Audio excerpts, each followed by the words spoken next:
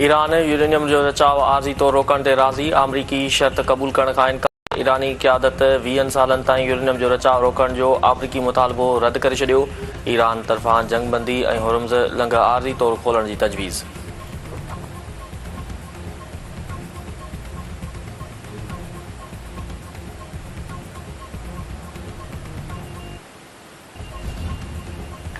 अमरीकी सदर Donald Trump जंग ख़त्म करण बाबति ईरानी जवाब रद्द करे छॾियो। संदसि चवणु आहे त हथ टोकिन ईरानी नुमाइंदनि तरफ़ां ॾिनल जवाब पढ़ियो ठिप न वणियो, क़बूलण जोॻो नाहे। ईरानी क़यादत जी ABC टीम ख़त्म थी चुकी आहे।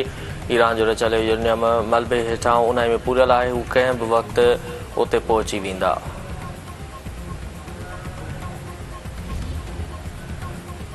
ईरान में मनसूबा अमरीकी सदर डोनाल्ड ट्रंप खे ख़ुशि करण लाइ नाहिन ठाहिया वेंदा। अमरीकी सदर डोनाल्ड ट्रंप जो रद्दअमल जी का बि अहमियत नाहे। ट्रंप जवाब मां ख़ुशि नाहे त उहो ईरान जे हक़ में बहितर आहे।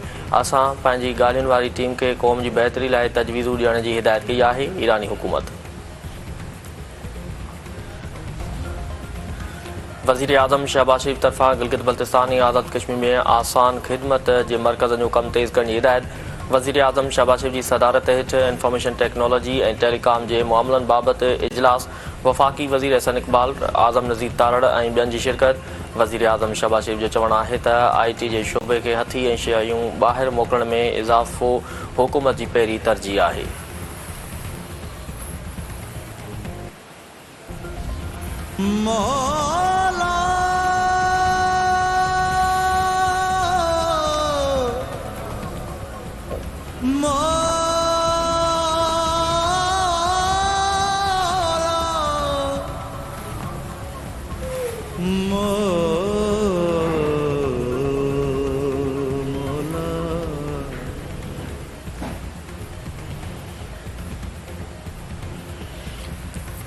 कंदरा भरिसां मुक़ाबले दौरान शहीद थियल पुलिस अहलकार गुल मोहम्मद तुनियो मिटी मां हवाले। जनाज़ नमाज़ में SSP सखर अज़हर मुग़ल ऐं ॿियनि जी शिरकत। SSP सखर अज़हर मुग़ल जो चवणु आहे त शहीद पुलिस अहलकार गुल मोहम्मद तुनियो जे क़ातिलनि खे बख़्श न कयो वेंदो। पुलिस अवाम जी हिफ़ाज़त लाइ जानियुनि जा नज़राना ॾेई रही आहे।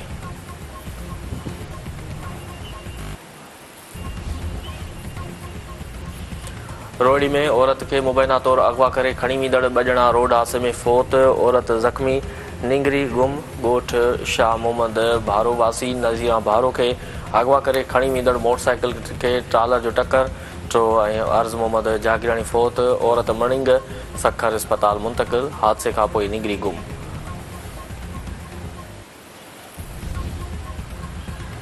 नवाबशाह में पुछड़ी जे आबादगारनि तरफ़ां पाणी जी खोट ख़िलाफ़ एहतिजाजी मुज़ाहिरो धरणो। बागवाननि जो चवणु आहे त पाणी जी खोट सबबि फ़सुल सुकड़ जो शिकार थी विया आहिनि। शिकायतुनि बावजूदि आपाशी अमलो पाणी जी खोट ख़तमु करण लाइ तयारु नाहे।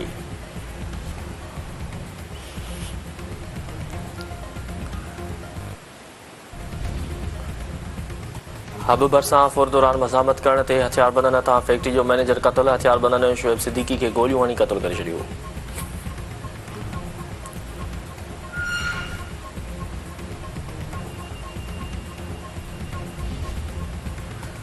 ऐं ऑस्ट्रेलिया पाकिस्तान दौरे लाइ पंहिंजे स्क्वाड जो ऐलान करे छॾियो। वनडे सीरीज़ में मजम ऑस्ट्रेलवी टीम जी क़यादत कंदो। Alex Carey, Nathan Ellis, Cameron Green जोश, एंग्लिस मार्नस लिबशन स्क्वाड जो हिसो।